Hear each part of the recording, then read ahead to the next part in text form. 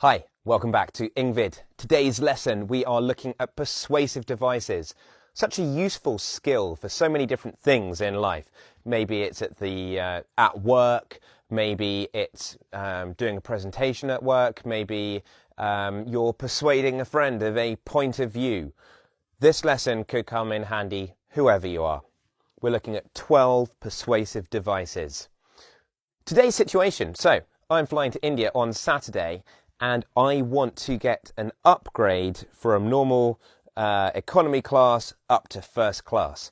So let's see how we can use these persuasive techniques to achieve that goal. First off, empathy. Empathy is getting someone to see your point of view, getting someone to understand where you are coming from. Get them to see your POV, short for point of view.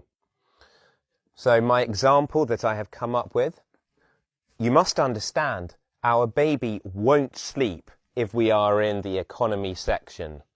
I'm getting the person to try and see things from my side. Next technique, shock. Suddenly get their attention. Surprise them. He's smashing the door. He's going to go mental. He's going to cause chaos. There will be a crash. We will all die. Okay, surprise them. Twist. Get them to suddenly see things from a new point of view. Get them to rethink. For example, do you want your passengers to be screamed at for 10 hours? Okay, flip it over. Emotive. So we can see in here the root emotion. This is obviously going to be about feeling. Okay, get them to feel sorry for you. Sell a bit of a sob story. Use those emotive words, those feelings that have strong emotions. Okay, get them to feel sorry for you. My tired, sleep-deprived family. Okay, so I'm laying on the description to try and get them to feel sorry. It kind of leads into this next point of get them to feel guilty if they don't help. I'm just asking for a chance of calming this baby down. Okay, so poor old me, just asking for a little bit of help.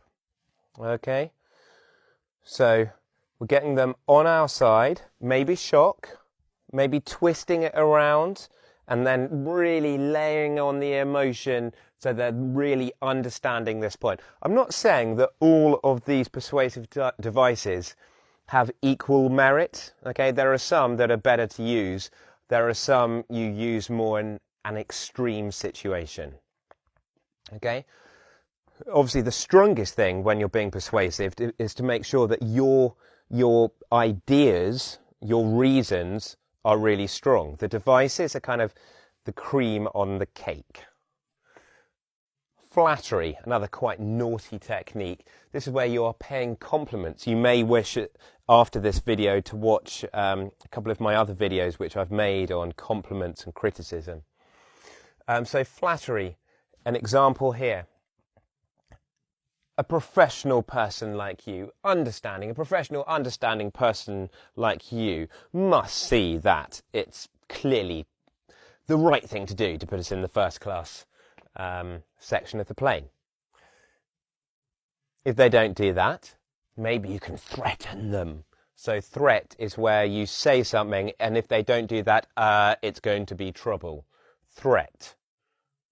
Example. Let me talk to your boss. Okay? Let me talk to your boss. If they don't do something, there's going to be a consequence. Rule of 3. Now, we saw this in the Shakespeare, I think it was the insults lesson where we have, actually no, it was the Shakespeare compliments, the Shakespeare chat-up lines where we have 3 things in a row. The rule of 3, it's a list of 3 reasons or qualities. Okay, I don't just say once, I say it twice and then 3 times. I came, I saw, I conquered. Or the French motto, equality, liberty, fraternity. But in French, obviously. Okay, so the rule of 3. My example in this situation, it would provide reassurance, comfort, and support. So when we reassure, we are putting that good feeling back into someone. Yep, back in. When you assure, you're telling someone it's okay. When we feel reassured, we're feeling okay again. Comfort, support. Okay, they're all three quite similar words, but the rule of three, I'm just saying it in a slightly different way each time. A rhetorical question. A rhetorical question is a question that does not expect an answer. Example, surely you can help me. So, a rhetorical question is quite a nice way of having a change in an argument. You're coming up with these different reasons. The rhetorical question puts a pause in because it's, well, where's the answer? Repetition. Please, please help. Yep.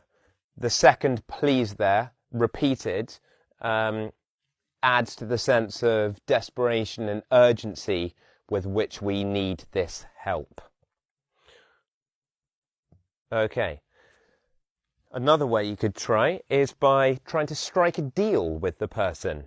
Okay, so a deal is an agreement. What's in it for them? How can they benefit from helping you? If you help me, I'll help you. If you help me, I'll help you get a promotion by writing a fantastic report saying you are Employee of the Month. Or why not use some facts and statistics?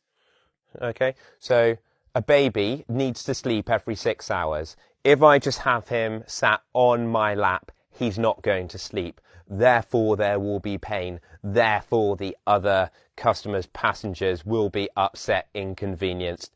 Therefore, I think that if we find a more comfortable place for him, okay, so I'm using reasons to help with my argument. I'll let you know how this goes on Saturday when I try this out. But it'd be great if you tried these persuasive techniques out yourself. So think of an example. Who do you need to persuade at the moment? What's a situation in which you could try to change things, take things into your own hands?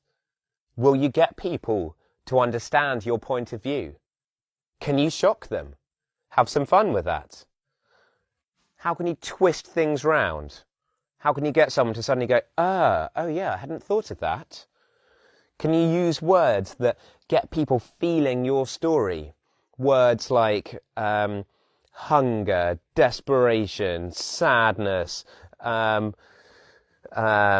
urgently. Okay, lots of adverbs have emotive qualities. Can you get them to feel guilty if they don't help you? Charm them, pay them compliments, then get in and tell them what you need. Threaten them, but in an unintimidating way. Be, forceful without being confrontational. Okay, we don't want to fight here. Rule of three. List 3 reasons or qualities. Ask that question. Really make them think. Use repetition to really put your point across. Can you strike a deal? Can you think of any facts or statistics that would help with your argument? I do hope that has been helpful for you. Why not try the quiz now to really ingrain this knowledge so that you can use it in your everyday life? Thanks for watching. Remember to subscribe and I'll see you in the next video.